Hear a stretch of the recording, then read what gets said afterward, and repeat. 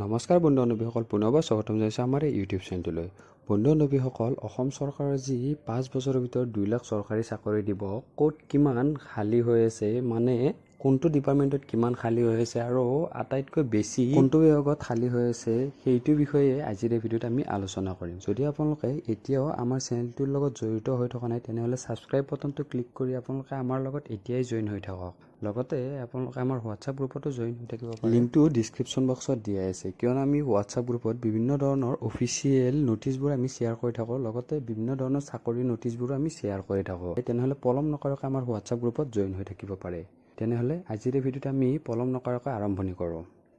বন্ধু বান্ধৱীসকল, আগৰ ভিডিঅ'ত আমি আলোচনা কৰিছিলোঁ যে 2 লাখ চৰকাৰী চাকৰি দিয়াটো কনফাৰ্ম হৈছে। আৰু যদি আপোনালোকে আগৰ ভিডিঅ'টো চোৱা নাই, ডিছক্ৰিপশ্যন বক্সত ইয়াৰ লিংকটো দিয়া থাকিব, নহ'লে আপোনালোকে আমাৰ চেনেলটো ভিজিট কৰিও চাব পাৰে ভিডিঅ'কেইটা। এতিয়া মেইন কথাটো হ'ল যে অহা 5 বছৰৰ ভিতৰত টোটেল 2 লাখ চৰকাৰী চাকৰি দিব। আৰু এইটো কথা আমাৰ মুখ্যমন্ত্ৰী ডাঙৰীয়াই বিভিন্ন সংবাদ মেলৰ মাধ্যমেৰে বৰ্তমান আমাক জনাইছে আৰু আগতেও জনাই আছিল।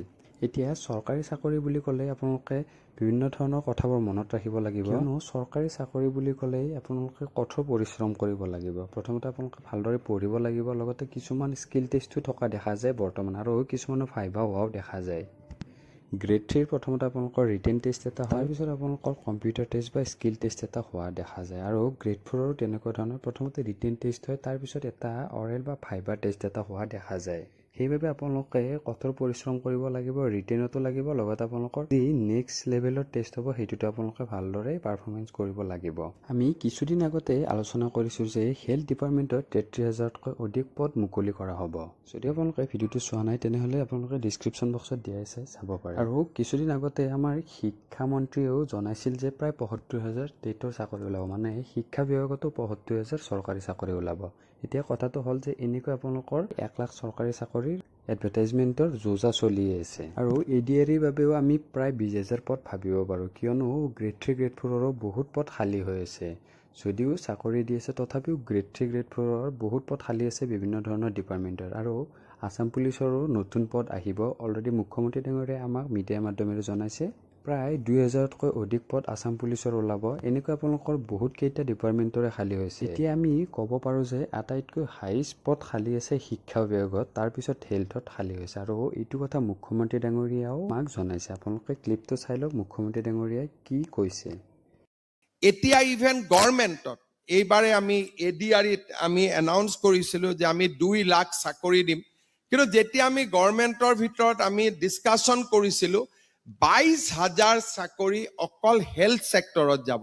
তাতে ক'ত যাব যে থিমেটিক নলেজ, মোক GNM লাগিব, মোক ANM লাগিব, মোক লেবৰেটৰী টেকনিচিয়ান লাগিব।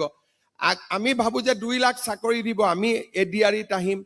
নহয়, গভৰ্ণমেণ্টখনকো কি লাগে যে আমাকো হস্পিটাল চলাবলৈ থিমেটিক নলেজ থকা ষ্টুডেণ্ট লাগে। এতিয়া যেতিয়া আমি 2 লাখ ক'ত ক'ত চাকৰি দিম আমি হিচাপ কৰিছিলোঁ, তেতিয়া আমি দেখিছিলোঁ আটাইতকৈ বেছি আমাক টিচাৰ লাগিব, নাম্বাৰ 1। নাম্বাৰ 2, আমাক হেল্থৰ লগত ৰিলেটেড ছাবজেক্ট জনা আমাক ষ্টুডেণ্ট লাগিব। আপোনালোকে ক্লিপটো চাই গম পালে যে বৰ্তমান 2 লাখ চৰকাৰী চাকৰি আটাইতকৈ হাইষ্ট পদ খালী হৈ আছে শিক্ষা বিভাগত, তাৰপিছত হেল্থ ডিপাৰ্টমেণ্টত খালী হৈ আছে। এই দুইটা ডিপাৰ্টমেণ্ট মিলি আপোনালোকৰ 1 লাখতকৈ অধিক পদ হোৱাৰ সম্ভাৱনা আছে। এতিয়া আপোনালোকে ক'ত কিমান পদ আহিব সেইটো কথা ভাবিব নালাগে, কিয়নো আপোনালোকক মাত্ৰ এটাহে চাকৰি লাগে, আৰু সেইটোৰ বাবে আপোনালোকে কষ্ট কৰিবই লাগিব। যিকোনো ডিপাৰ্টমেণ্টৰে হওক, যদি আপোনালোকৰ বেলেগ ডিপাৰ্টমেণ্টৰ বা বেলেগ আপোনালোকৰ স্কিল আছে, তেনেহ'লে আপোনালোকে সেইটোৰ বাবে স্পেচিয়েলি পঢ়ক। ধৰি লওক আপোনালোকৰ হেল্থৰ যদি বিভিন্ন ধৰণৰ টেকনিচিয়ানৰ ডিপ্ল'মা আছে, যদি আপোনালোকে লেব টেকনিচিয়ান শিকিছে বা এক্সৰে টেকনিচিয়ান বা ICU টেকনিচিয়ান, তেনেহ'লে আপোনালোকে সেইবোৰত বেছিকৈ ফ'কাছ কৰক, কিয়নো সেইবোৰত কম্পিটিশ্যন কম হয়। ঠিক তেনেদৰে শিক্ষা বিভাগতো আপোনালোকৰ কম্পিটিশ্যন অকণমান কম হ'ব, কিয়নো এতিয়ালৈকে DLED বা BEd সম্পূৰ্ণ কৰা ষ্টুডেণ্ট বহুত কম হৈ আছে। আপোনালোকে সেইবোৰত অতি সহজে চাকৰি পোৱাৰ সম্ভাৱনা বেছি আছে। গ্ৰেড 3 গ্ৰেড 4তকৈ আপোনালোকে যদি আপোনালোকৰ স্পেচিয়েল কিবা এটা নলেজ আছে বা স্পেচিয়েল ডিগ্ৰী আছে, সেইটোত আপোনালোকে বেছিকৈ ফ'কাছ কৰাটো দৰকাৰী বুলি ভাবোঁ। আপোনালোকে চাকৰি এটাৰ বাবে কষ্ট কৰিবই লাগিব, আপোনালোকে কঠোৰ পৰিশ্ৰম কৰিবই লাগিব, কোনো সহজ উপায় নাই চাকৰি এটা।